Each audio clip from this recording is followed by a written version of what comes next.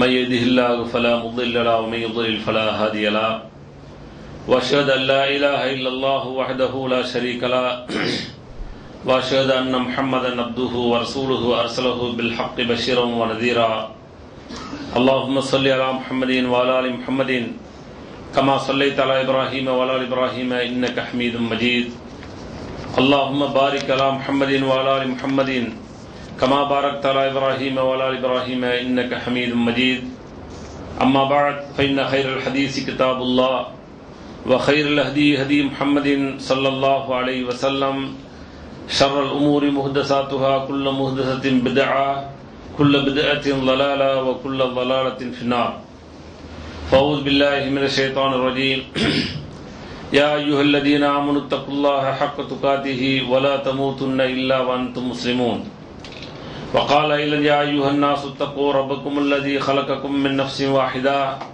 وخلق منها زوجها وبث منهما رجالا كثيرا ونساء واتقوا الله الذي تساءلون به والأرحام إن الله كان عليكم رقيبا وقال يا أيها الذين آمنوا اتقوا الله وقولوا قولا سديدا يصلح لكم أعمالكم ويغفر لكم ذنوبكم ومن يطع الله ورسوله فقد فاز فوزا عظيما அன்பிற்குரிய எல்லாம் அல்ல அல்லாஹ்வின் நல்லடியார்களே, அல்லாஹ்வுடைய பெரும் கிருபையினால் எல்லாம் அல்ல அல்லாஹ் அவனால் ஒப்புக்கொள்ளப்பட்ட உயர்வான மார்க்கமாக இருக்கக்கூடிய இஸ்லாமிய மார்க்கத்தில் நம்மை எல்லாம் ஆக்கி, அதிலும் குறிப்பாக ஜும்மாவுடைய கடமையை அல்லாஹ்வும் அல்லாஹ்வுடைய தூதர் முஹம்மது ஸல்லல்லாஹு அலைஹி வஸல்லம் அவர்கள் எந்த அடிப்படையில் நடைமுறைப்படுத்த சொன்னார்களோ அந்த அடிப்படையில் நடைமுறைப்படுத்துவதற்காக வேண்டி நாம் எல்லாம் இங்கே கூடியிருக்கின்றோம்.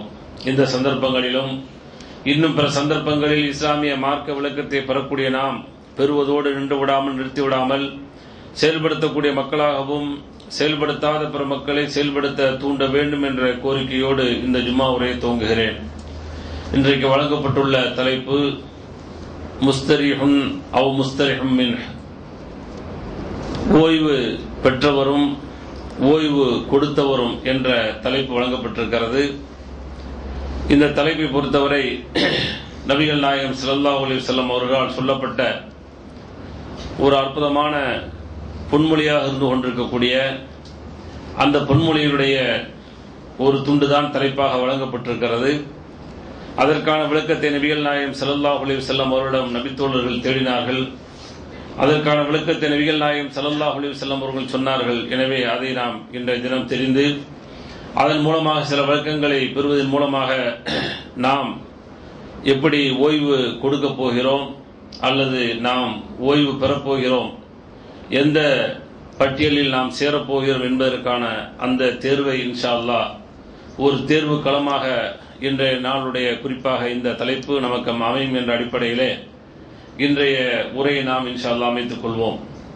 நபிகள் நாயகம் ஸல்லல்லாஹு அலைஹி வஸல்லம் அவர்களால் சொல்லப்பட்ட அந்த செய்தி முஸ்லிம் என்ற ஹதீஸ் கிரந்தத்திலே பதிவு செய்யப்பட்டிருக்கிறது. அபூ கதாதா ரலியல்லாஹு அன்ஹு அவர்கள் அறிவிக்கக்கூடிய செய்தி, கான யுஹதிஸு அன்ன ரசூலுல்லாஹி ஸல்லல்லாஹு அலைஹி வஸல்லம் முர்ர அலைஹி பிஜனாஸத்தின் ஃபகால முஸ்தரிஹுன் வ முஸ்தராஹும் மின்ஹு. நபிகள் நாயகம் ஸல்லல்லாஹு அலைஹி வஸல்லம் அவர்கள் சஹாபா கூட பேசிக் கொண்டிருக்கக்கூடிய அந்த தருணத்தில் ஒரு ஜனாஸா கொண்டு செல்லப்பட்டது. அப்பொழுது நபிகள் நாயகம் ஸல்லல்லாஹு அலைஹி வஸல்லம் அவர்கள் சொன்னார்கள், முஸ்தரிஹுன் அவ் முஸ்தராஹும் மின்ஹு, இவர் ஒன்று ஓய்வு பெற்று விட்டார், அதே போன்று இன்னும் ஓய்வும் கொடுத்து விட்டார் என்று நபிகள் நாயகம் ஸல்லல்லாஹு அலைஹி வஸல்லம் அவர்கள் சொன்னார்கள். சொன்ன உடனே இந்த செய்தி மூடலாக தெரிந்தது.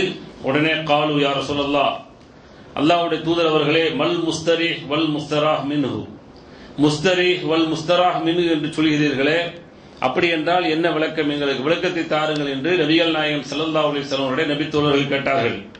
ஃபகால, அப்பொழுது நபிகள் நாயகம் ஸல்லல்லாஹு அலைஹி வஸல்லம் சொன்னார்கள், அல் அப்துல் முஃமினு யஸ்தரீஹு மின் நஸபி துன்யா, நல்ல அடியார் இருக்கிறாரே, சாலிஹான அடியார், இந்த உலகத்திலே அல்லாஹ்வுக்கு கட்டுப்பட்டு வாழ்ந்த ஒரு நல்லடியாருடைய அந்த வாழ்க்கையை பொறுத்தவரை இந்த உலகத்தில் அவருடைய மரணம் இருக்கிறதே எப்படியாப்பட்ட ஒரு மரணமாக இருக்கிறது என்று சொன்னால், இந்த துனியாவுடைய அத்தனை கஷ்டங்களிலிருந்தும் நஷ்டங்களிலிருந்தும் அவர் ஓய்வு பெற்று விடுகிறார் என்று நபிகள் நாயகம் ஸல்லல்லாஹு அலைஹி வஸல்லம் சொன்னார்கள். எனவே ஓய்வு பெற்றவராக நிம்மதி அடைந்தவராக நல்லடியார் செல்கிறார் என்று அவருக்கு முஸ்தரிஹ் என்ற வார்த்தையை பயன்படுத்தி அவரிடம் இன்னும் சிலரிடமிருந்து மக்கள் ஓய்வு பெறுகிறார்கள் என்பதை இரண்டாவதாக நபிகள் நாயகம் ஸல்லல்லாஹு அலைஹி வஸல்லம் புரிய வைக்கிறார்கள். வல் அப்துல் ஃபாஜிர், கெட்ட அடியான், நேர் ஆப்போசிட், அப்படியே நல்லடியானுக்கு மாற்றமாக மோசமான அடியான் இருக்கிறானே, யஸ்தரீஹு மின்ஹுல் இபாத் வல் பிலாத் வஷஜர், ஒரு கெட்ட அடியான் இந்த உலகத்தை விட்டு செல்கிறான் என்று சொன்னால் அவனிடமிருந்து நல்ல அடியார்களும் அதே போன்று ஊரும் இன்னும் மரங்கள் உட்பட அத்தனை வஸ்துக்களுமே அவரிடமிருந்து நிம்மதி பெருமூச்சு விடுகிறது, ஓய்வடைகிறது என்று நபிகள் நாயகம் ஸல்லல்லாஹு அலைஹி வஸல்லம் அவர்கள் மிக ரத்தின சுருக்கமாக ஒருவருடைய பிரிவை குறித்து நபிகள் நாயகம் ஸல்லல்லாஹு அலைஹி வஸல்லம் அவர்கள் சொன்ன அந்த ஹதீஸினுடைய வழக்கத்தை தான் நாம் இப்பொழுது பார்க்க இருக்கிறோம். இந்த உலகத்தில் ஒரு மனிதன் பிரிகிறான் என்று சொன்னால், ஒரு நல்லடியார் பிரிகிறார் என்று சொன்னால், அந்த பிரிவு என்பது நிச்சயமான ஒரு அமைதியான ஒரு ஓய்வுக்குரிய ஒரு நல்ல ஒரு வாழ்க்கைக்கு அவன் தேர்வு செய்து கொண்டான் என்பதை புரிய வைத்துவிட்டு, ஒரு மோசமானவன் இந்த உலகத்தை விட்டு செல்கிறான் என்று சொன்னால் அவன் மூலமாக இந்த உலகமே நிம்மதி அடைகிறது என்பதை நபிகள் நாயகம் ஸல்லல்லாஹு அலைஹி வஸல்லம் புரிய வைத்தார்கள். எனவே ஒரு மனிதன், குறிப்பாக நல்லடியார் என்பவர் ஓய்வு பெற்றவராக நிம்மதியோடு அவர் இருக்கக்கூடிய சூழலை நபிகள் நாயகம் ஸல்லல்லாஹு அலைஹி வஸல்லம் அவர்கள் முதலாவது அம்சமாக நமக்கு சுட்டி காட்டுறாங்க. அப்படி என்றால் என்ன? இந்த உலகத்தில் யாராக இருந்தாலும் சரி, நல்லவராக இருந்தாலும் சரி, கெட்டவராக இருந்தாலும் சரி, உலகத்தில் படைக்கப்பட்ட அத்தனை மனிதர்களையும் அத்தனை ஜீவராசிகளையும் அல்லாஹ் மரணம் என்ற அந்த ஒரு தத்துவத்தோடு, மரணம் என்ற அந்த உறவோடு அல்லாஹ் அமைத்திருக்கிற காரணத்தினாலே யாரெல்லாம் இந்த உலகத்தில் பிறக்கிறார்களோ எல்லோரும் மரணம் என்ற அந்த தருணத்தை அடையக்கூடிய ஒரு சூழலில் தான் அல்லாஹ் வைத்திருக்கிறான். அது யாராக இருந்தாலும் சரி, நல்லடியாக இருந்தாலும் சரி, கெட்டடியாராக இருந்தாலும் சரி, இருவருமே மரணத்தை சந்திக்கிறார்கள். நபிகள் நாயகம் ஸல்லல்லாஹு அலைஹி வஸல்லம் அவர்களும் மரணித்தார்கள், அவர்களும் மரணத்தை சந்தித்தார்கள். உயிரோடு உள்ள பொழுதே நபிகள் நாயகம் ஸல்லல்லாஹு அலைஹி வஸல்லம் அவர்களை பார்த்து அல்லாஹ் சொல்லிவிட்டான், இன்னக மையித்துன் வ இன்னஹும் மையித்தூன், நீங்களும் மரணிக்கக்கூடியவர்கள் தான், அவர்களும் மரணமாக போகிறவர்கள் தான். எனவே இந்த உலகத்தில் மரணத்துடைய அந்த பிடியை விட்டு, மரணத்தை விட்டு தப்பித்து இந்த உலகத்தில் யாரால் வாழ்ந்து விட முடியும் என்று சொல்லி எண்ணினால் நிச்சயமாக யாருக்கும் அப்படிப்பட்ட ஒரு வாய்ப்பை அல்லாஹ் வழங்கவில்லை. எனவே நீங்களும் மரணிக்க போகிறீர்கள் என்று நபிகள் நாயகம் ஸல்லல்லாஹு அலைஹி வஸல்லம் அவர்களை பார்த்து அல்லாஹ் சொல்லி காட்டுகிறான். ஈசா அலைஹிஸ்ஸலாம் அவர்கள் நபியாக இருந்து அவர்கள் வானத்தில் உயர்த்தப்பட்டிருந்தாலும் பின்னாடி வருகின்ற பொழுது நபிகள் நாயகம் ஸல்லல்லாஹு அலைஹி வஸல்லம் உம்மத்தாக வந்து அவர்களும் மரணிக்க போகிறார்கள் என்பதை மனதில் பதிவு வைத்துக் கொள்ள வேண்டும். எனவே உலகத்தில் பிறந்த அத்தனை பேர்களும் அல்லாஹ் சொல்வது போல குல்லுமன் அலைஹா ஃபான், எல்லோரும் அழியப் போகிறார்கள். யப்கா வஜ்ஹு ரப்பிக தில் ஜலாலி வல் இக்ராம், அந்த கண்ணியம் பொருந்திய ரப்புடைய திருமுகம் அப்படி என்று சொன்னால் ரப்பு மாத்திரமே இந்த உலகத்தில் நிலைத்திருப்பான், எல்லோரும் இந்த உலகத்தை விட்டு அழிந்து விடுவார்கள் என்று அல்லாஹ் திருக்குர்ஆனிலே தெளிவாக பதிவு செய்திருக்கிறான். இன்னொரு வசனத்திலே சொல்கின்ற பொழுது வமா ஜஅல்னா லி பஷரின் மின் கப்லிகல் ஹுல்த் அஃப இமித்த ஃபஹுமுல் ஹாலிதூன், சூரத்துல் அன்பியால 34வது வசனமாக சொல்கின்ற பொழுது அல்லாஹ் இந்த உலகத்தில் படைத்த எந்த ஒரு மனிதனுமே, உனக்கு முன்னால் படைத்த எந்த மனிதனுமே நிரந்தரமாக யாருமே இல்லை. எனவே அஃப இமித்த ஃபஹுமுல் ஹாலிதூன், நீங்கள் மரணித்து விட்டால் அவர்கள் எல்லாம் இந்த உலகத்தில் தங்கி விடுவார்கள் என்று நீங்கள் எண்ணிக்கொண்டீர்களா? அப்படி அல்ல. இந்த உலகத்தில் பிறந்த ஒவ்வொருவருக்கும் அல்லாஹ் மரணத்தை விதித்திருக்கிறான். எனவே நல்லோரும் மரணிக்கிறார், கெட்டவரும் மரணிக்கிறார். அப்ப நல்லவர் மரணிக்கிறார் அப்படின்னு சொன்னா நாமெல்லாம் நீண்ட நெடிய காலங்கள் வாழ்ந்து இந்த உலகத்தில் கஷ்டத்திற்கு மேல் கஷ்டத்தை அடைந்து வாழ்வதை விட நம்முடைய மரணம் என்பது மிகப்பெரிய ஒரு திருப்திக்குரிய ஒரு நிலைமைக்கு செல்ல வேண்டும். இந்த உலகத்தில் ஏற்பட்ட அத்தனை கஷ்டத்திலிருந்து ஒரு விடுதலை கிடைக்கும் முகமாக அல்லாஹ் அந்த மரணத்தை வைத்திருக்கிறான் என்பது நபிகள் நாயகம் ஸல்லல்லாஹு அலைஹி வஸல்லம் புரிய வைக்கிறாங்க. அதே போல கெட்டவனை பொறுத்த வரைக்கும் அந்த உலகமே ஏசக்கூடிய அளவிற்கு அவனுடைய வாழ்க்கை இருந்த காரணத்தினாலே அவன் மரணிப்பதன் மூலமாக உலகமே பெருமூச்சு விடுகிறது, ஊரே பெருமூச்சு விடுகிறது, ஊரே நிம்மதியோடு வாழ்கிறது என்பதை நபிகள் நாயகம் ஸல்லல்லாஹு அலைஹி வஸல்லம் புரிய வைக்கிறார்கள். அப்ப அந்த முதலாவது அம்சத்தை பொறுத்த வரைக்கும் இந்த உலகத்தில் நல்லடியார் பிரிகிறார் என்று சொன்னால் அவருடைய பிரிவு இருக்கிறது பாருங்க, அந்த பிரிவு நிச்சயமாக அவருக்கு ஒரு ஓய்வு களமாக அமைகிறது. காரணம் என்ன என்று சொன்னால் இந்த உலகத்தில் படைத்து குறிப்பாக அல்லாஹ்வை ஏற்றுக்கொண்ட நல்லடியார்கள் என்று சொல்லக்கூடிய நல்லடியார்களுடைய வாழ்க்கையை பொறுத்தவரை எப்படியாப்பட்ட ஒரு வாழ்க்கையாக அல்லாஹ் அமைத்திருக்கிறான் என்று திருக்குர்ஆனின் சரி நபிகள் நாயகம் ஸல்லல்லாஹு அலைஹி வஸல்லம் வாழ்க்கையிலும் சரி பார்க்கின்ற பொழுது அவர்களுக்கு ஒரு சோதனை களமாகத்தான் இந்த உலகத்தை அல்லாஹ் அமைச்சிருக்கிறான். அப்ப ஒரு நல்லடியாரை பொறுத்த வரைக்கும் எப்படி இந்த உலகத்தில் வாழ்வார் என்று சொன்னால் சோதனைக்கு உட்பட்டு சோதனையான ஒரு வாழ்க்கையில் தான் அவருடைய வாழ்க்கை சுழன்று கொண்டிருக்கும். யாராவது சோதனைக்கு அப்பாற்பட்டு எனக்கு சோதனை இல்லை, எந்த விதமான கஷ்டம் இல்லை, எனக்கு நோய் இல்லை, ஒன்றுமே இல்லை, எந்த விதமான கஷ்டம் இல்லாம சந்தோஷமா வாழ்றேன் அப்படின்னு சொன்னா உண்மையிலேயே அல்லாஹ்வுடைய ரஹ்மத் அருள் இறங்காதவர்கள் கோபம் இறங்குகிறது என்பதை நம்முடைய உள்ளத்திலே பதிவு செய்து கொள்ள வேண்டும். யாருக்கு அல்லாஹ் வந்து நலவை நாடுகிறானோ, நபிகள் நாயகம் ஸல்லல்லாஹு அலைஹி வஸல்லம் சொல்றாங்க, மை யுரிதுல்லாஹ் கைரன் யுஸிபுஹு, யாருக்கு அல்லாஹ் நல்லதை நாடுகிறானோ, கைரை நாடுகிறானோ அவனை சோதிக்கிறான் என்று நபிகள் நாயகம் ஸல்லல்லாஹு அலைஹி வஸல்லம் சொல்றாங்க. சோதனை வர வேண்டும், சின்ன முள்ளு குத்தணும், சின்ன வந்து தலைவலி வரணும், சின்ன தும்மல் வரணும், அதே மாதிரி சின்ன சின்ன கஷ்டங்கள் வரணும், அதே மாதிரி பெரிய கஷ்டங்கள் வரலாம். எந்த கஷ்டங்களாவது வந்து கொண்டிருக்கின்ற பொழுது இறைவனோடு நமக்கு தொடர்புகள் ஏற்படுத்திக் கொண்டிருக்கும். எனவே அதைத்தான் நபிகள் நாயகம் ஸல்லல்லாஹு அலைஹி வஸல்லம் சொன்னார்கள், எந்த ஒரு அடியாருக்கு அல்லாஹ் வந்து நலவை நாடுகிறானோ அவனை சோதித்துக் கொண்டே இருக்கிறான் என்று நபிகள் நாயகம் ஸல்லல்லாஹு அலைஹி வஸல்லம் சொன்னாங்க. அதே போல அல்லாஹ் சூரத்து அன்கபூத்தில் தொடக்கத்தில் சொல்கின்ற பொழுது அலிஃப் லாம் மீம் என்று ஆரம்பித்து விட்டு அல்லாஹ் கேட்கிறான், ஹஸிபன்னாசு அன் யத்ருகு அன் யகூல ஆமன்னா வஹும் லா யஃப்தரூன், மனிதன் என்ன எண்ணிக்கொண்டானா என்று கேட்கிறான். என்ன எண்ணிக்கொண்டானா? அவன் ஈமான் கொண்டு விட்ட என்ற காரணத்தினால அவன் சோதிக்கப்படக்கூடாது என்று சொல்லி எண்ணிக்கொண்டானா? அப்ப என்றைக்கு ஈமான் உள்ள வந்து விட்டதோ, இஸ்லாம் உள்ள வந்து விட்டதோ, இஸ்லாத்தின் அடிப்படையில் வாழ்க்கையை துவங்குகிறோமோ நிச்சயமாக நமக்கு சோதனை அடுக்கடுக்காக வந்து கொண்டிருக்கும், வர வேண்டும். அப்படித்தான் நபிகள் நாயகம் ஸல்லல்லாஹு அலைஹி வஸல்லம் வாழ்க்கை இருந்தது. அவர்களுக்கு அடிக்கடி அவர்களுக்கு அந்த சோதனையிலே நபிகள் நாயகம் ஸல்லல்லாஹு அலைஹி வஸல்லம் காலகட்டங்கள் கழிந்து கடைசி தருவாயில் தான் புரிய வைக்கிறார்கள். நபிகள் நாயகம் ஸல்லல்லாஹு அலைஹி வஸல்லம் அவர்கள் இந்த உலகத்தில் எப்படிப்பட்ட ஒரு வாழ்க்கைக்குரியவராக நபிகள் நாயகம் ஸல்லல்லாஹு அலைஹி வஸல்லம் வாழ்ந்தார்கள். இந்த உலகத்தை விட்டு பிரிகின்ற பொழுது ஓய்வு பெற்றவராக நிம்மதியோடு இந்த உலகை விட்டு சென்று மறு உலகத்தில் ஓய்வு பெற்றவராக அவர் அங்கே இருக்கிறார் என்பதை நபிகள் நாயகம் ஸல்லல்லாஹு அலைஹி வஸல்லம் வாழ்க்கையிலும் நபிகள் நாயகம் ஸல்லல்லாஹு அலைஹி வஸல்லம் புரிய வைக்கிறாங்க. அந்த அளவிற்கு இந்த மூமின்களுடைய வாழ்க்கை பயணம் இருக்கிற இந்த உலகத்தில் சோதனைக்களமான ஒரு காலகட்டத்திலே வாழ்ந்து கொண்டிருக்கிறார்கள் என்பதை அல்லாஹ்வும் அல்லாஹ்வுடைய தூதர் அவர்கள் பதிவு செய்யறாங்க. இன்னும் அல்லாஹ் எந்த அளவுக்கு பதிவு செய்யறான்னு சொன்னா, வல நபுலுவன்னக்கும் பிஷையின் மினல் ஹௌஃபி வல் ஜூஇ வ நக்ஸின் மினல் அம்வால் வல் அன்ஃபுஸி வ ஸமராத் வ பஷ்ஷிரிஸ் ஸாபிரீன், உங்களை நான் இந்த உலகத்தில் வந்து சோதிச்சுக்கிட்டே இருப்பேன் அப்படிங்கிறான். எதன் மூலமா சோதிப்பேன்? சோதனை எப்படியாப்பட்ட வரும்? வல நபுலுவன்னக்கும் பிஷையின் மினல் ஹௌஃப், ஏதாவது ஒரு அச்சங்கள் வரும், பயத்தை கொண்டு உங்களை சோதித்துக் கொண்டிருப்போம். சோதனை வந்துகிட்டு தான் இருக்கும்.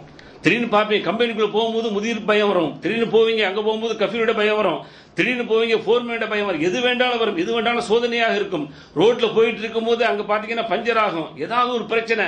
ஆக இது போன்ற சோதனைகளை அல்லாஹ் செய்து கொண்டே இருப்பான். அதுதான் அல்லாஹ் வந்து அடுக்கடுக்கா சொல்றான், வல நபுலுவன்னக்கும் பிஷையின் மினல் ஹௌஃப், உங்களுக்கு பயம் இருக்கிற ஏதாவது ஒரு பயத்தை கூட நம்ம சோதிச்சுக்கிட்டு இருப்போம், பயந்துகிட்டே இருப்பீங்க.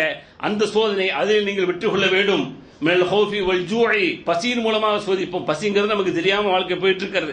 எத்தனை சமூகங்கள் இன்றைக்கும் பட்டினியில் வாடிக்கொண்டு பசியில் சோதிக்கப்பட்டு கொண்டு வாழ்ந்து கொண்டிருக்கிறார்கள். குறிப்பாக நபிகள் நாயகம் ஸல்லல்லாஹு அலைஹி வஸல்லம் அவர்களும் அவர்களை சார்ந்த சமூகமும் கடுமையான இந்த பசி இருக்கிறதே, பட்டினி இருக்கிறதே, அதன் மூலமாக அவர்கள் சோதிக்கப்பட்டு கொண்டிருந்தார்கள். அல்லாஹ் அதையும் சொல்கிறான், وَلَنَبْلُوَنَّكُمْ بِشَيْءٍ مِنَ الْخَوْفِ وَالْجُوعِ وَنَقْصٍ مِنَ الْأَمْوَالِ وَالْأَنْفُسِ وَالثَّمَرَاتِ, உங்களுடைய பொருளாதாரம் இருக்கிறதே அந்த பொருளாதாரத்தில் வந்து குறைவை ஏற்படுத்தும், நஷ்டம் ஏற்படுத்துவோம். நக்ஸி மினல் அம்வால் வல் அன்ஃபுஸ், அதே போன்று உங்களில் உள்ள ஆத்மாக்கள் இருக்கிறதே, உங்களுக்கு கொடுத்த குழந்தையா இருக்கலாம், அல்லது நீங்கள் கட்டிய மனைவியாக இருக்கலாம், கட்டிய கணவனாக இருக்கலாம், அல்லது உங்களை பெற்றெடுத்த தாய் தந்தையராக இருக்கலாம், உங்களோடு பிறந்த உடன்பிறப்புகளாக இருக்கலாம், எதன் மூலமாக வேண்டாலும் அவர்களை கைப்பற்றுவதன் மூலமாக சோதிப்பேன். அதுக்கு அது நக்ஸி மினல் அம்வால் வல் அன்ஃபுஸி வஸ்ஸமராத், அதான் கனிவர்க்கங்கள். ஏன்னா அங்க வந்து கனிவர்க்கம் இருந்ததுனால கனிவர்க்கத்தை சொல்லி காட்டுறான்.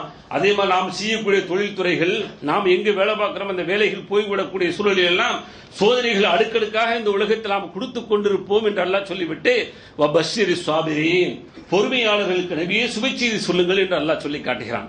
இப்படியாப்பட்ட சோதனைகள் அடுக்கடுக்காக வருகின்ற பொழுது ஒரு மூமியினுடைய நடவடிக்கை எப்படி இருக்க வேண்டும் என்று சொன்னால், சபுர் உடையவனாக பொறுமை உடையவனாக இந்த உலகத்தில் அதை இன்முகத்தோடு ஏற்றுக்கொள்ள வேண்டும். நபிகள் நாயகம் ஸல்லல்லாஹு அலைஹி வஸல்லம் அவர்கள் அப்படித்தான் செய்தார்கள்.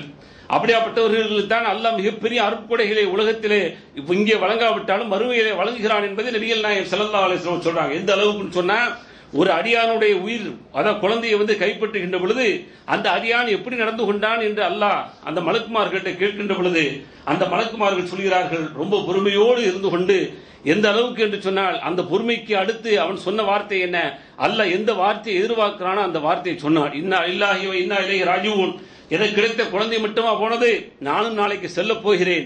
எல்லோரும் அல்லாஹ்வை சார்ந்தவர்களாக இந்த உலகத்தில் வாழ்ந்து கொண்டிருக்கிறோம். எனவே என்னுடைய வாழ்க்கை மாத்திரமல்ல, எனக்கு ஏற்பட்ட இந்த இழப்பு இருக்கிறதே, இந்த குழந்தையோட இழப்பு மாத்திரமல்ல, நானே இன்னால் இல்லா அல்லாஹ்வுக்குரியவனாக இருக்கிறேன், வைனா இலைஹி ராஜிஊன், அவனின் பக்கம் நானும் செல்ல இருக்கிறேன் என்ற அந்த வார்த்தையை சொல்லி அவன் பொறுமை காத்தான் என்பதற்காக வேண்டி பைத்துல் ஹம்து என்று சொல்லி புகழுக்குரிய ஒரு வீடை அவனுக்கு கட்டுங்கள் என்று அல்லாஹ் சொல்வான் என்று சொல்லி நபிகள் நாயகம் ஸல்லல்லாஹு அலைஹி வஸல்லம் சொன்னார்கள் என்று சொன்னால், இன்றைக்கு அழியக்கூடிய வீடு, நாம் அழிந்த பின்னாடி சண்டை போட்டு வாரிசுகள் பங்கு போட்டுக் கொள்ள ஓடக்கூடிய வீடு.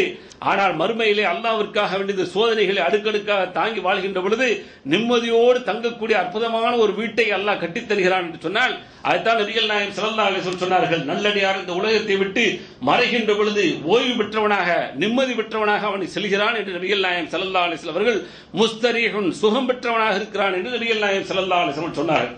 எனவே சோதனை என்பது அடுக்கடுக்காக வரும். நாம் அப்படி சோதிப்போம். சோதிக்கின்ற பொழுது நீங்கள் சுப செய்தி சொல்லுங்கள் பொறுமையாளருக்கு. வபஷ்ஷிரி ஸாபிரீன், பொறுமையாளருக்கு சுப செய்தி சொல்லுங்கள். அல்லதீன இதா அஸாபத்துஹும் முஸீபா, அவர்களுக்கு இப்படி சோதனைகள் வருகின்ற பொழுது, முசீபத் அவர்களுக்கு ஏற்படுகின்ற பொழுது, முசீபத் என்று தமிழ் சொல்லுவோமே, அதைத்தான் நல்லா சொல்லி காட்ட அரபி வார்த்தை அது. அல்லதீன இதா அஸாபத்துஹும் முஸீபா, அவர்களுக்கு முசீபத் ஏற்பட்டு விட்டால் என்று சொல்வார்கள். காலு அவர்கள் சொல்வார்கள் இன்னா லில்லாஹி வ இன்னா இலைஹி ராஜிஊன் என்ற வார்த்தையை சொல்லித்தான் அவர்கள் ஆறுதல் விடுவார்கள்.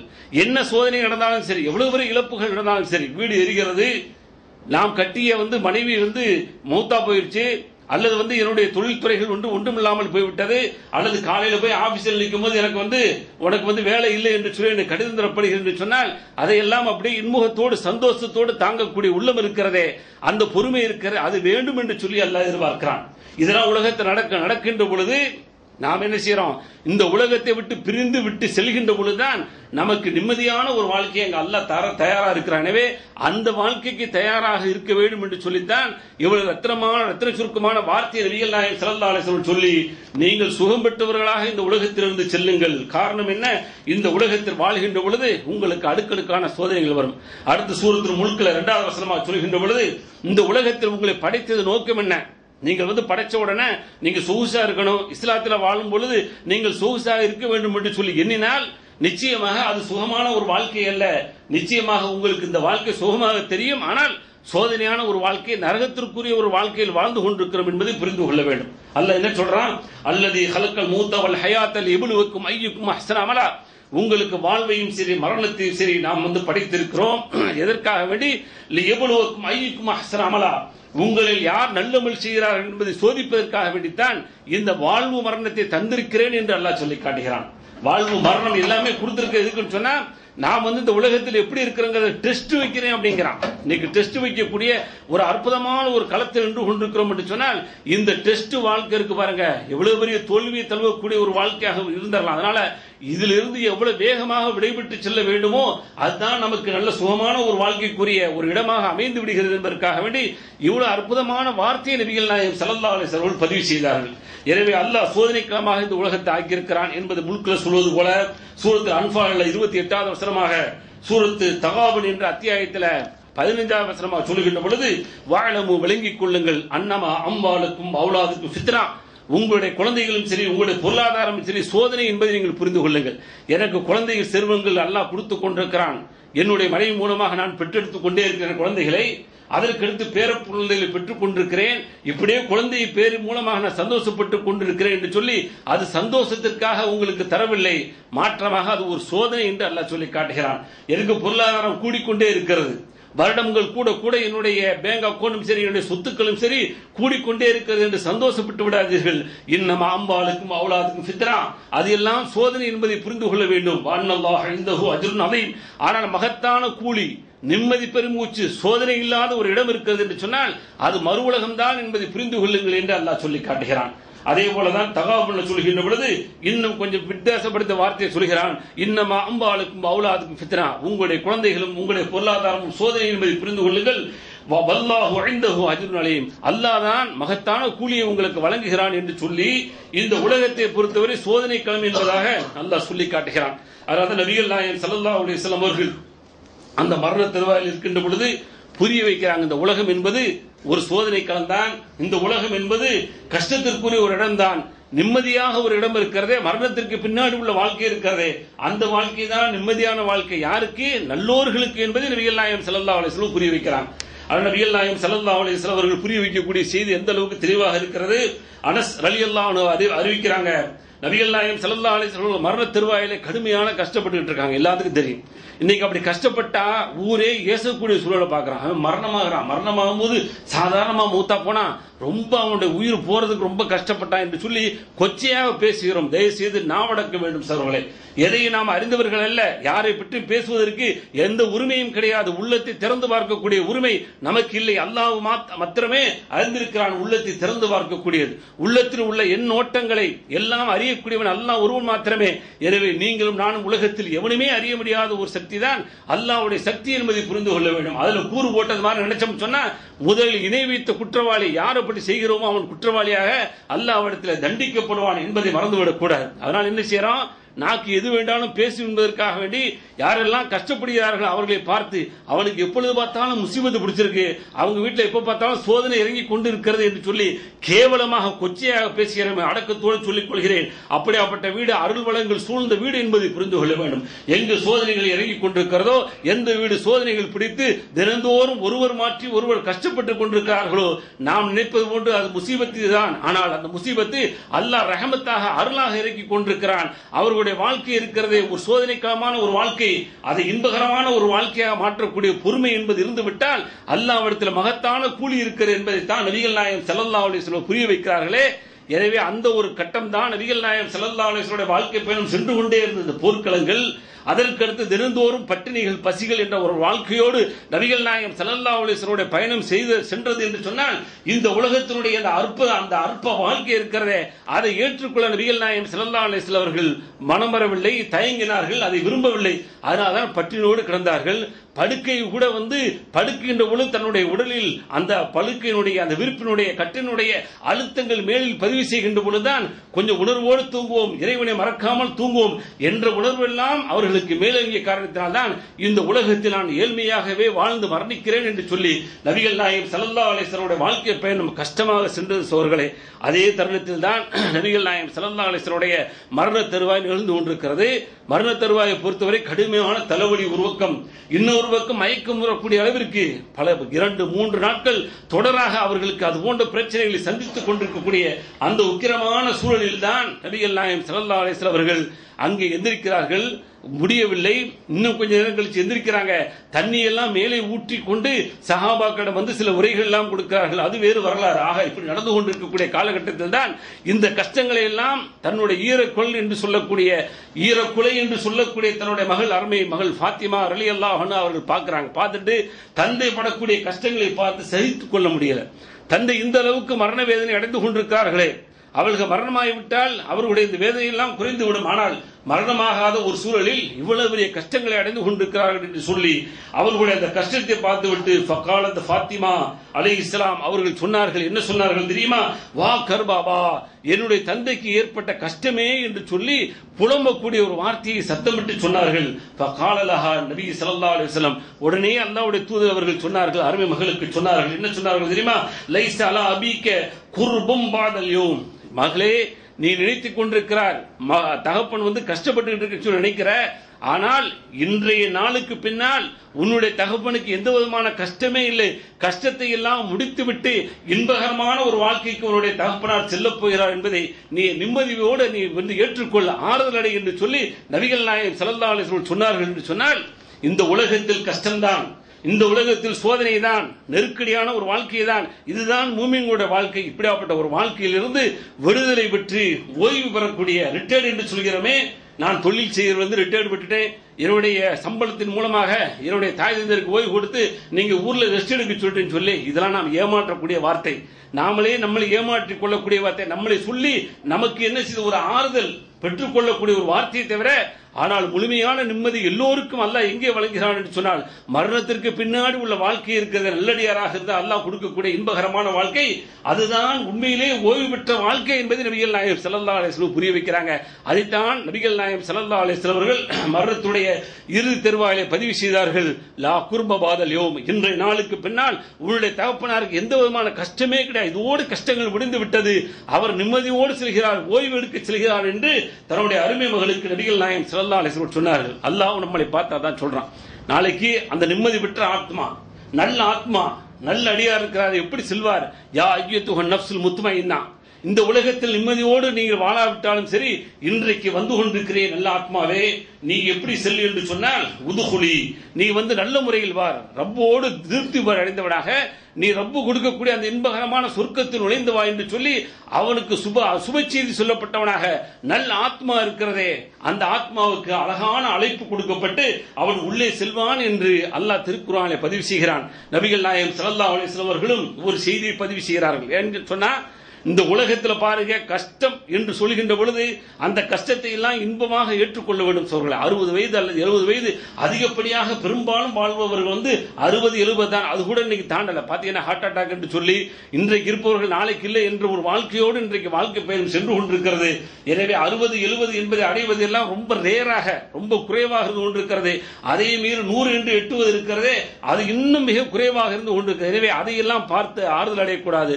நமக்கு கொடுத்த ஆயுள் காலங்கள் மிக குறையும். எனவே அந்த ஆயுட்காலங்களில் நமக்கு அல்லாஹ் சோதிக்கிறான் என்று சொன்னால் நம்முடைய வாழ்க்கை மிக சிறப்பாக மறு உலக வாழ்க்கை அமைய போகிறது. நம்முடைய ஓய்வு பெறக்கூடிய இடம் இருக்கிறதே, நிம்மதியான இடமாக அல்லாஹ் நமக்கு தர தயாராகி விட்டான். எனவே அதற்காக வேண்டித்தான் இப்படியாப்பட்ட ஒரு சோதனை கொடுக்கிறான் என்று சொல்லி ஏற்றுக்கொள்கின்ற பொழுது நிச்சயமாக நிம்மதியான ஒரு வாழ்க்கை இருக்கும் என்பதற்காக வேண்டி நாளைக்கு நடக்கக்கூடிய நிகழ்வை பற்றி நபிகள் நாயகம் ஸல்லல்லாஹு அலைஹி சொல்றாங்க. எப்படி நடக்க போகுது? ஒரு மனிதன் கபூர்ல வைக்கிறான்னு சொன்னா அது பற்றி நபிகள் நாயகம் ஸல்லல்லாஹு அலைஹி சொல்றாங்க. அபூ ஹுரைரா ரலியல்லாஹு தஆலா அன்ஹு அவர் அறிவிக்கக்கூடிய செய்தி திருமதி என்ற ஹதீஸ் கிரந்தங்களில் பதிவு செய்யப்பட்டிருக்கிறது. என்ன சொன்னாங்க? இதா குபிரல் மையத்து அவ் கால அஹதுஹும் அத்தாஹு மலக்கானி அஸ்வதானி அஸ்ரகானி, நாளை கபூர்ல வச்ச உடனே 2 கருத்த வானவர்கள், கருநிறம் கொண்டவர்களாக 2 வானவர்கள் வர்றாங்க. வந்துட்டு யுகாலு பி அஹதிஹுல் முன்கர் வல் ஆஹர் அன்னகீர், ஒருவருக்கு முன்கர் என்றும் இன்னொருக்கு நக்கீர் என்று சொல்லப்படும். ஃபயகூலானி, அந்த 2 பேருமே கேட்பாங்க, மா குன்த தகூலு ஃபீ ஹாதர் ரஜுல் ஃபயகூலு மா கான யகூலுஹு அப்துல்லாஹி வ ரசூலுஹு அஷ்ஹது அல்லா இலாஹ இல்லல்லாஹ் வ அன்ன முஹம்மதன் அப்துஹு வ ரசூலுஹு. நபிகள் நாயகம் ஸல்லல்லாஹு அலைஹி வஸல்லம் அவர்கள் நிறுத்தி வச்சு கேட்பாங்க அவங்க மலக்குமார்கள் 2 பேரும். அப்ப இந்த மனிதன் வந்து அவர்களை ஏற்றுக்கொண்ட நல்லடியாக இருக்காரத்தினால அவர் சொல்லுவாரு, இவர் யார்? அப்துல்லாஹி வ ரசூலுஹு, அல்லாஹ்வுடைய அடியாராகவும் அல்லாஹ்வுடைய தூதராகவும் இருந்தார்.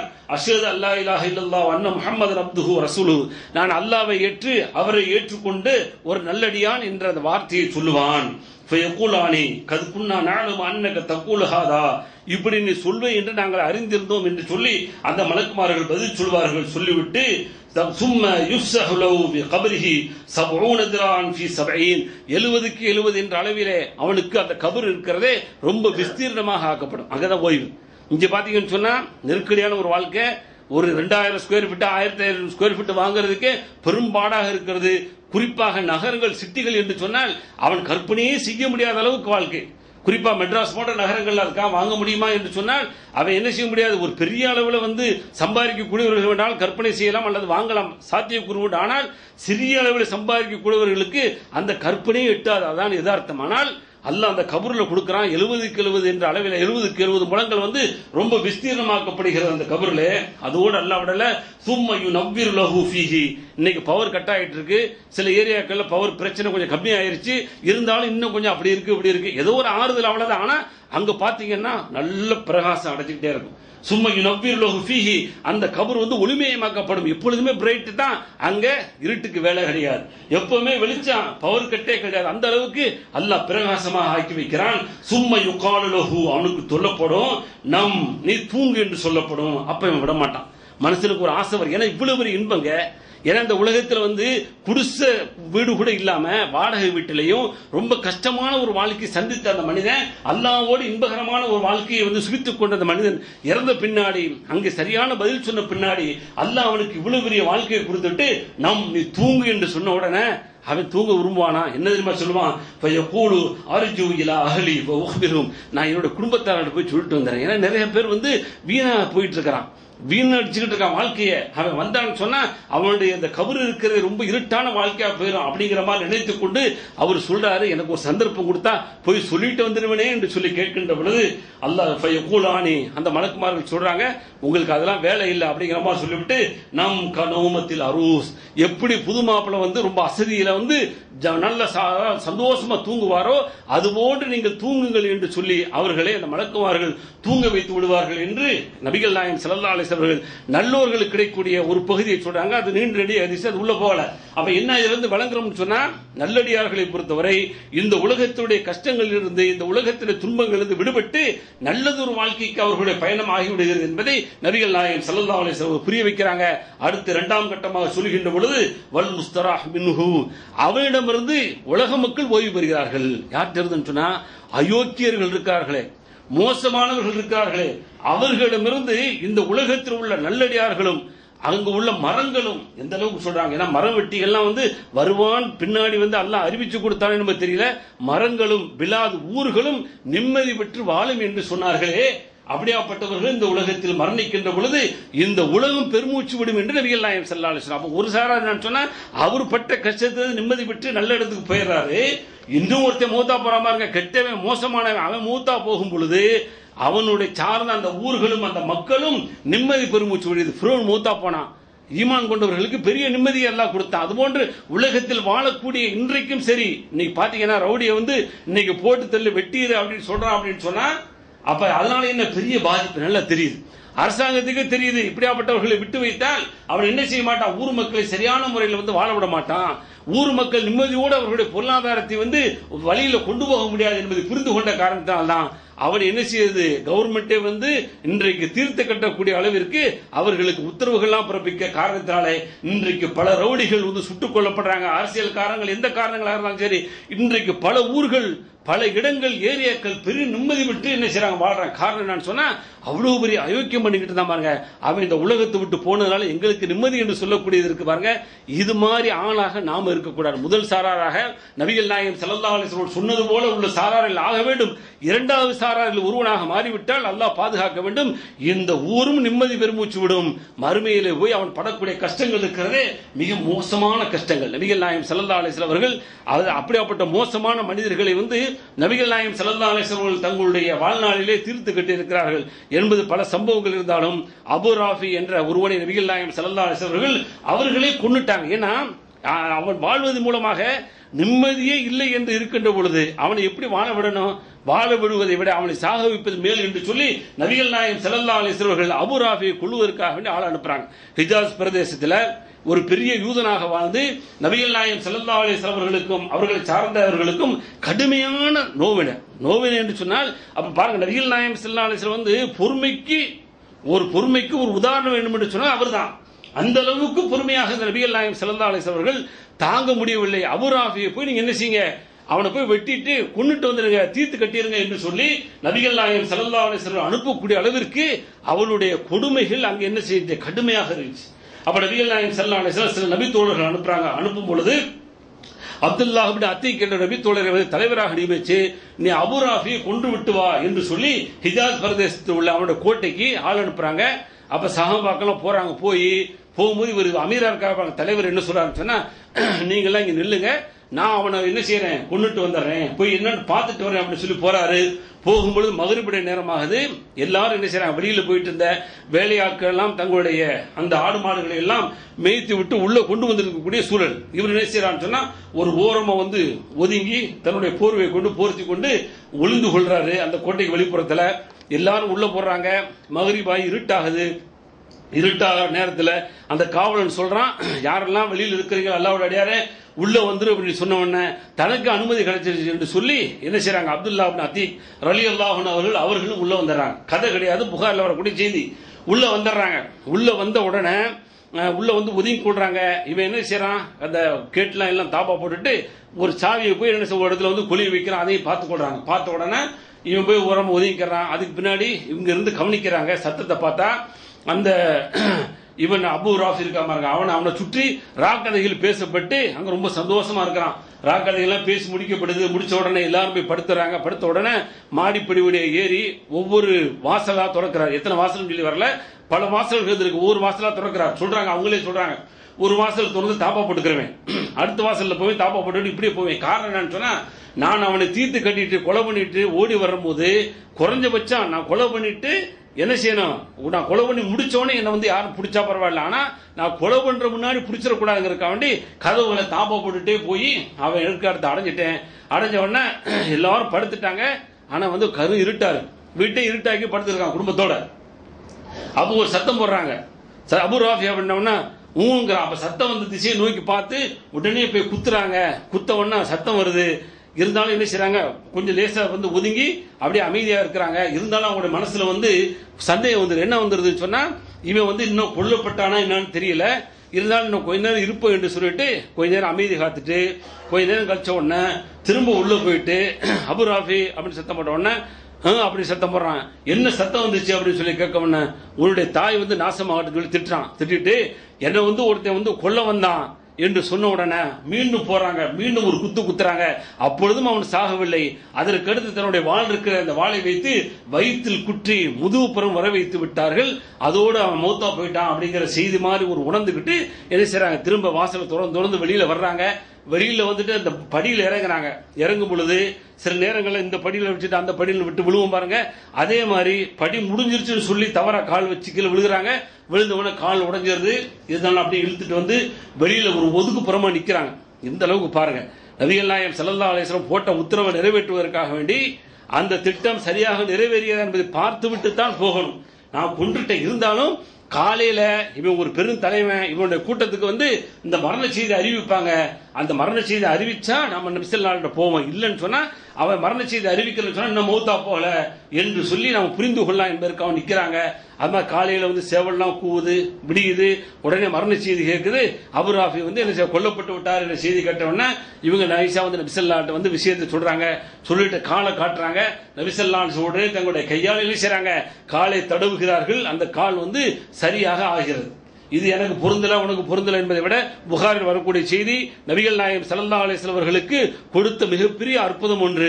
காரணம் என்னவென்று சொன்னால், இந்த உலகத்தில் இப்படியாப்பட்ட அயோக்கியர்கள் வாழ்வதன் மூலமாக அந்த ஊர் இருக்கிறதே நிம்மதியடையாத ஒரு நிலைமையில் வாழ்ந்து கொண்டிருக்கிறது என்பதற்காக வேண்டி நபிகள் நாயகம் ஸல்லல்லாஹு அலைஹி வஸல்லம் அவர்களே முடிவெடுத்தார்கள். இன்னைக்கு எப்படி அரசாங்கம் முடிவெடுக்கிறது அப்படி நம்ம எல்லாம் கையில் இன்னைக்கு எடுத்தோம்னு சொன்னா அவங்க தடி எடுத்தவெல்லாம் தண்டக்காரனாக மாறிவிட்டால் இன்றைக்கு ஊர்களில் குழப்பம் வந்துவிடும். ஒரு தலைவராக இருந்த காரணத்தினால இன்றைக்கு எப்படி அரசு துறை வந்து எடுத்து என்கவுண்டர் போடுதோ அது மாதிரி நபிகள் நாயகம் ஸல்லல்லாஹு அலைஹி வஸல்லம் ஒரு வித்தியாசமான என்கவுண்டர், அன்னைக்குள்ள என்கவுண்டர் அப்படிதான் போட முடியும், அதனால போட்டாங்க.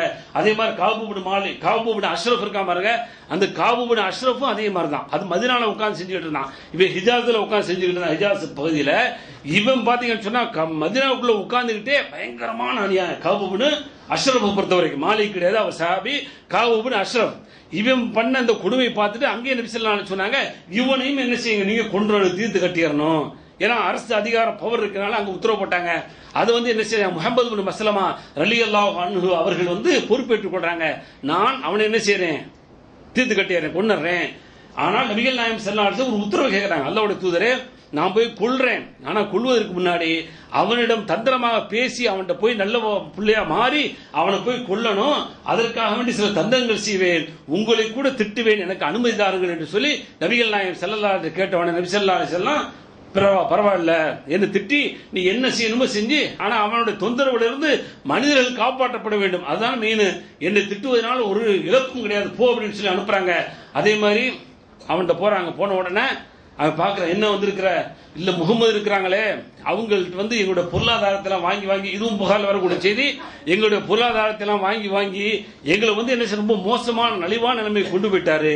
அப்ப அவனுக்கு வந்து ரொம்ப ஏறிச்சு. அவன் சொன்னா ஆமா அவர் அப்படிதான் செய்வார், இன்னும் பாரு நீங்க சலிப்படைஞ்சு நீங்க அவரை ஓர வெறுக்கிற அளவுக்கு அவர் உங்களை வந்து என்ன செய்வாரு, பயங்கரமா டார்ச்சர் பண்ணுவார், உங்களுடைய பொருளாதாரத்தெல்லாம் ஒண்ணும் இல்லாம ஆக்கி உங்களை ஓட்டாண்டி ஆக்கிடுவாருங்கிற மாதிரி அவன் என்ன சந்தோஷத்துல சொல்றான். சொன்ன உடனே இதுதானே எனக்கு இப்ப கஷ்டமா இருக்குது, அதனால நீ ஏதாவது எனக்கு உதவி செய்ய, உனக்கு ஏதாவது கோதுமை இருந்தா தா அப்படின்னு சொல்லி உதவி கேட்கிறான். கேட்ட உடனே பிரச்சனை நான் தர்றேன், ஆனா நீ என்ன செய்ய ஏதாவது அடமானம் வை அப்படின்னு சொல்லி கேட்கான். என்ன அடமானம் வைக்கணும், உன்னுடைய பெண் மக்கள் அடமானம் வை. அப்ப இவங்க சொல்றாங்க உனக்கு இது அழகா, நீ வந்து பெண் மக்களை போய் அடமானம் வைக்க சொல்றிய, அடமானம் வச்சா உன்னுடைய அந்தஸ்துக்கும் நான் அடமானம் வச்சதுனால வந்து ஒரு ஏசப்பட்டவனாக மக்கள் எல்லாம் என்னை வந்து ஏசக்கூடியவர்களாக நான் மாறிடுவேன், எனவே அது வேண்டாம், வேற ஏதாவது சொல்லு. அப்ப உன்னுடைய ஆண் மக்கள் ஏதாவது வை, அதுவும் வேண்டாம் அப்படின்னு சொல்லி பேசின உடனே சரி உன்கிட்ட வாள் இருந்தா அதை வந்து என்ன செய்ய அடமானம் எப்படி தந்திரம் பாருங்க. அப்ப அந்த வாளை கொண்டு போகணும், உள்ள வாழை கொண்டு போகணும், அதை நோக்காம வாழை வந்து அடமானமா வைக்கவா வை, பிரச்சனை இல்லை, சரி வர்றேன் அப்படின்னு சொல்லிட்டு அவருடைய பால்குடி சகோதரர் ஒருவரையும் என்ன செய்யறாங்க, இந்த முஹம்மது பின் மஸ்லமா ரலியல்லாஹு அன்ஹு வந்து சேர்த்து கூட்டிட்டு போறாங்க. போய் ஒன்னா ராத்திரில போய் கதவு தட்டுறாங்க. தட்டினோடனே யாருன்றவுடனே முகமது பின் மஸ்லமா நாங்க 2 பேரும் வந்திருக்கிறோம் அப்படின்னு சொன்ன உடனே இறங்கி வர்றாரு. வந்த உடனே மனைவி தடுக்கிறாங்க. அவருடைய மனைவி காபுடைய மனைவி தடுக்கிறாங்க. நீ இறங்கி போகாத, உன் மீது ரத்தம் சுற்றக்கூடிய அந்த வாடை எனக்கு வர்ற மாதிரி தெரியுது, அதனால நீ போகாத, ஆபத்து இல்ல இல்ல நீ நினைக்கிற மாதிரி இல்ல, முகமது வந்திருக்காரு, என்னுடைய சகோதரன் வந்திருக்கிறாரு, எனக்கு எந்த ஆபத்து இல்லை, நான் போறேன் அப்படின்னு சொல்லி அழகா அவங்கள வரவேற்க கீழே வர்றாரு. வந்த உடனே முகமது மஸ்லமா ஏற்கனவே திட்டம் போட்டு அவர்கிட்ட சொல்லிட்டு போறாங்க, நான் அவரை இருக்க பிடிச்சிட்டு ஒரு சைக்கிளை செஞ்ச உடனே தீர்த்துரு அப்படின்னு சொல்றாங்க. அதே மாதிரி போறாங்க. போனோன்னு வர்றாரு, பேசுறாரு. பேசி முடிச்ச உடனே உங்களுடைய அந்த தலையில நல்ல நறுமணம் வீசுது, எனவே நுகர்ந்து பார்க்கலாமா, மோந்து பாத்துக்கிறவான்னு கேட்கறாங்க. மோந்து பாத்துக்கன்னு சொன்ன பிடிச்சி மோந்து பாக்குறாங்க. 2 பேரும் மோந்து பார்த்தவன திரும்ப விலகி நிக்கிறாங்க. நின்ற உடனே திரும்ப மீண்டும் கேட்கறாங்க. முகமது பின் மஸ்லமா ரலியல்லாஹு அன்ஹு கேட்கறாங்க, இன்னொரு தடவை நான் நுகர்ந்து பாக்குறேனே, பிரச்சனை நான் நுகர்ந்து பாரு என்று சொன்ன உடனே மீண்டும் நுகர போய் நல்ல நுகர்ந்து விட்டு இருக்க பிடிச்சிட்டு சைக்கிளை செய்யறாங்க. அவர் வெட்டி விடுகிறார். நபிகள் நாயகம் ஸல்லல்லாஹு அலைஹி வஸல்லம் இந்த செய்தி சொல்றாங்க. நபிகள் நாயகம் ஸல்லல்லாஹு அலைஹி வஸல்லம் அவர்கள் ஏற்றுக்கொள்றாங்க. அப்ப என்னன்னு சொன்னா, அப்ப யாரெல்லாம் இந்த உலகத்தில் அநியாயம் செய்கிறானோ அவனுடைய வாழ்வும் மோசமான ஒரு வாழ்வாக இருந்தாலும் கூட அவனின் மூலமாக அந்த உலகமே ஊரே நிம்மதி பெருமூச்சு விடுகிறது என்று சொன்னால், இப்படியாப்பட்ட ஒருவராக என்ன செய்யக்கூடாது, ஒரு முஸ்லீம் மாறிவிடக்கூடாது. இன்றைக்கு பல்வேறு முஸ்லிம்கள், முஸ்லிம் தலைவர்கள், குறிப்பாக லோக்கல்ல உள்ள ஜமாத்துடைய தலைவர்களுடைய அந்த கொடுங்கோல் என்று சொல்லக்கூடிய கொடுமைகளின் காரணத்தினால இன்றைக்கு பலர்களும் நிம்மதி இல்லாத ஒரு வாழ்க்கையை வாழ்ந்து கொண்டிருக்கு. அதே போல ரவுடிசம் என்று சொல்லக்கூடிய வாழ்க்கை, பொலிட்டிக்கல் என்று சொல்லக்கூடிய அரசியல்வாதிகளுடைய தலையீடுகள்லாம் இன்றைக்கு பெரும்பாலான ஊர்களில் நடைபெற காரணத்தினால சிலர்கள் சொத்து நிம்மதியாக வைக்க முடியல, அராஜகத்தோடு வாங்கக்கூடிய சூழல் இருக்க காரணத்தினால இவர்கள் மூலமாக என்ன செய்யல, மக்கள் நிம்மதியாக வாழ முடியல. இவனைத்தான் சொன்னார்கள், இது போன்ற அயோக்கியர்கள், மோசமானவர்கள், தீயவர்கள் இந்த உலகத்தை விட்டு சென்று விடுகின்ற பொழுது அந்த மக்களும் அந்த ஊரும் இன்னும் குறிப்பாக மரம் உட்பட அத்தனையுமே நிம்மதி பெறுகிறது என்று நபிகள் நாயகம் ஸல்லல்லாஹு அலைஹி வஸல்லம் அவர்கள் சொன்ன செய்தி, முஸ்லிம்களிடம் இடம்பெற்றிருக்கக்கூடிய செய்தி, அதைத்தான் நாம் பார்த்தோம். எனவே இந்த 2 சாராரில் முதல் சாராராக நாம் இருக்க வேண்டும் என்று சொல்லி அல்லாஹ்வுடைய தூதர் அவர்கள் எதிர்பார்க்கிறார்கள் என்பதை புரிந்து கொண்டு அந்த முதல் சாராராக எப்பொழுதுமே வாழ்ந்து அல்லாஹ்வுடைய அருள் வளம் நிறைந்த அந்த நிம்மதி பெருமூச்சு கிடைக்கக்கூடிய, அந்த ஓய்வு கிடைக்கக்கூடிய அந்த இடத்திற்கு செல்வதற்காக வேண்டி தயாரிக்கக்கூடிய ஒரு வாய்ப்பாக இந்த உலகத்தை நாம் பயன்படுத்திக் கொள்ள வேண்டும். மற்றவர்களைப் போல, அல்லாஹ்வை மறந்தவர்களைப் போல, அல்லாஹ்வை ஏற்றுக்கொள்ளாதவர்களைப் போல இந்த உலகம்தான் அதாவது நிரந்தரமானது என்ற நிலையோடு வாழ்ந்தால் மறுமையிலே ஒன்றுமில்லாமல் போய்விடுவோம். அது மாத்திரமல்ல, இந்த உலகத்தில் நாம் சென்ற பின்னாடி கூட நாம் தூற்றப்படுவோம், ஏசப்படுவோம் என்பதை புரிந்து கொண்டு அல்லாஹ்வுடைய தூதர்கள் சொன்னது போல ஓய்வெடுக்க செல்வோம், மற்றவர்களுக்கு ஓய்வு கொடுக்காமல் செல்வோம் என்ற தத்துவத்தோடு செல்லக்கூடியவர்களாக உங்களையும் என்னையும் ஆக்கி அருள்வானாக. வாஹிர் தஅவானா அல்ஹம்துலில்லாஹி ரப்பில் ஆலமீன்.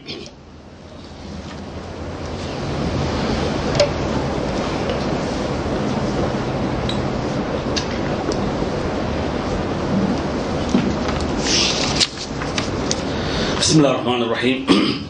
அன்புக்குரிய சகோதர சகோதரிகளே, முதல் உரையில் சொன்னது போல நபிகள் நாயகம் ஸல்லல்லாஹு அலைஹி வஸல்லம் அவர்கள் மிகப்பெரிய ரத்தின சுருக்கமான வார்த்தையை சொல்லி மிக நீண்ட நெடிய ஒரு பொருளை விளங்கக்கூடிய அளவிற்கு தங்களுடைய வாழ்க்கை பயணத்தை அமைத்தது மட்டுமல்லாமல் தாங்கள் சொல்லக்கூடிய கருத்துக்களையும் நபிகள் நாயகம் ஸல்லல்லாஹு அலைஹி வஸல்லம் அவர்கள் அமைத்திருக்கிறார்கள் என்ற அடிப்படையில் தான் அந்த முதல் உரையுடைய சாராம்சம் இருந்தது.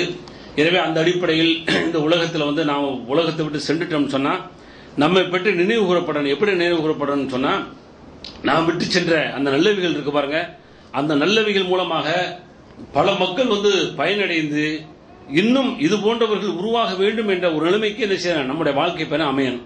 குறிப்பாக சதகத்தை ஜாரியா என்று சொல்லக்கூடிய நிலையான தர்மத்தை செய்து வைப்பதன் மூலமாக நிச்சயமாக இந்த உலகத்தில் உள்ள மக்கள் எல்லாம் என்ன செய்வாங்க, பயன்பெறுவாங்க. பயன்பெறுவதோடு மட்டுமல்லாமல் அந்த நன்மை என்ன செய்ய முழுமையா போய் சேர்ந்துட்டு இருக்கும். இப்ப இமாம் புகாரி ரஹ்மத்துல்லாஹி இருக்கட்டும், முஸ்லிமா இருக்கட்டும், இதெல்லாம் சொல்றோம் அப்படின்னு சொன்னா இன்றைக்கு இந்த ஹதீஸ்களை எல்லாம் கொடுப்பதற்காக இவ்வளவு பெரிய சிரமப்பட்டார்கள், யோசித்தமா இன்றைக்காவது.